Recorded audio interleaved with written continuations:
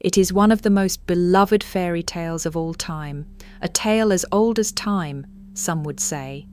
But what if I told you that behind the rose petals, candlelit dinners, and the enchanted castle, there is a story not of love, but of psychological torment? What if Belle was not saved by love, but conditioned to love her captor? You see, the classic Disney version of Beauty and the Beast is just the polished surface. Underneath it lies a tale that is not about inner beauty or breaking curses, but about sadism, control, and submission. A story written not for children, but for adults, rooted in 18th century French erotica, filled with Gothic themes of domination and obedience. So, what if Beauty and the Beast is not a love story at all? What if it is a glorified tale of Stockholm Syndrome, born from a time when women were bartered, broken, and expected to be grateful for it? Let us dive into the hidden, sadistic heart of Beauty and the Beast. And once we start pulling the petals back, you may never look at this fairy tale the same way again. Long before Disney softened the edges in 1991, Beauty and the Beast existed in a far grittier form. The earliest known version was written in 1740 by Gabrielle Suzanne Barbeau de Villeneuve, a French writer during the reign of Louis XV, and it reads very differently from the modern tale. Villeneuve wrote a story aimed at adults as much as at children. Her original tale was not a children's bedtime story. It was over 100 pages long, filled with political commentary, magical lore, and disturbingly complex gender dynamics. In Villeneuve's version, Belle is one of 12 children abandoned by her family after their fortune collapses. She is given over to the Beast, not out of love, but as a sacrifice. The Beast is not a gentle soul in a scary body. He is a violent, volatile creature with power, wealth, and the unquestioned right to possess. Let that sink in. Belle does not fall in love. She submits.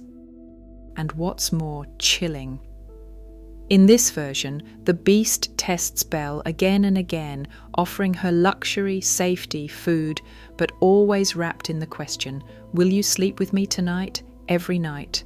And every night she says no, until one day she doesn't. Let's be brutally honest.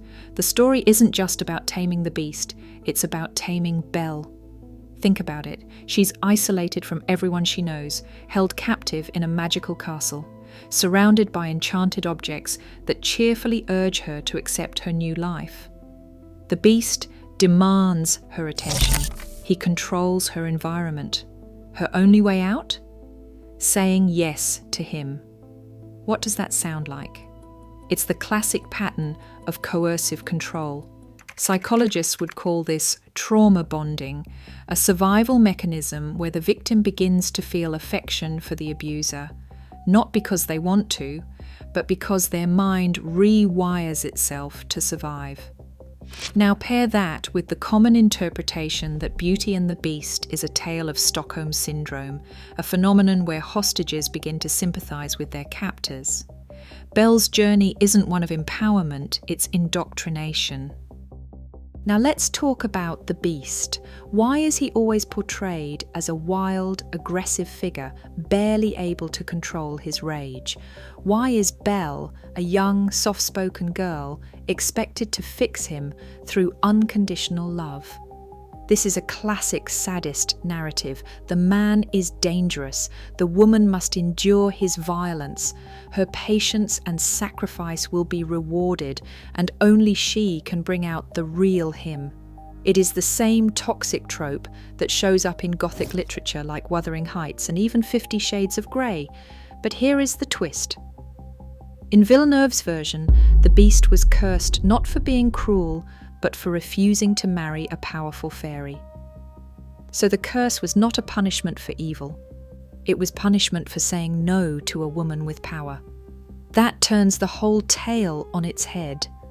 The Beast is not being redeemed, he is being tamed, forced into a performance of civility. And Belle? She is the tool of that taming. But make no mistake, she is not in control. Let's talk about the rose. In the Disney version, it's the symbol of the curse. When the last petal falls, the beast remains a monster forever. But in deeper symbolism, roses have long represented purity, virginity, and sacrifice. In alchemical and occult traditions, a dying rose often symbolizes the end of innocence. In this light, Belle's entire purpose becomes clearer. She is the sacrificial lamb. Her beauty, her kindness, her virginity, all are offerings to restore the beast's humanity. But at what cost? The rose wilts, her isolation deepens, and still she's told this is love, a transactional, one-sided transformation. She gives everything. The beast gives his humanity. Hardly a fair trade. There is another layer that few discuss. Beauty and the Beast was written during a time when French aristocrats indulged in erotic literature behind closed doors. The original story is rife with coded language. The Beast has animalistic urges. Belle shows repeated rejections, followed by reluctant acceptance. The transformation from beast to man reads as a reward for submission. In some interpretations, the beast represents the male sexual force, raw and uncontrollable, needing to be civilized by the feminine.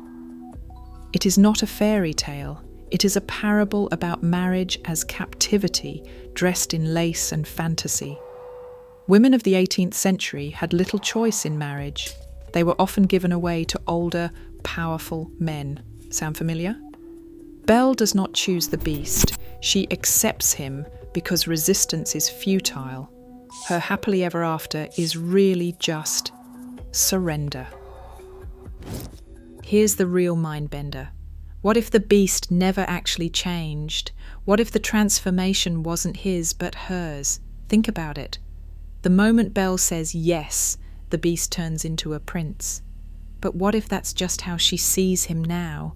The abuse didn't stop. She just stopped seeing it as abuse. It's the final stage of conditioning. Her mind rewrites the narrative, turns her captor into a savior. And the curse? It was never on the beast. It was on her. A curse to believe that this is love. Why does this story endure? Because deep down, it reflects real psychological truths. The desire to save someone broken, the belief that love can fix abuse, the fantasy of being chosen by the dangerous man and softening him. It is romanticized in literature, movies, even pop culture. But beneath the fantasy lies a disturbing message that women must endure pain to be worthy of love, that they must change themselves to change the man, and that abuse is just a stage before transformation. But here is the uncomfortable truth. Sometimes the beast stays a beast, and the rose, it wilts anyway. If this story made you rethink a childhood classic, you are not alone. Did Beauty and the Beast ever feel off to you? Or were you enchanted like the rest of us? And if you are hungry for more hidden truths behind your favourite myths and fairy tales, make sure to subscribe, because next time we are opening the forbidden book behind Little Red Riding Hood, and it is not what you think.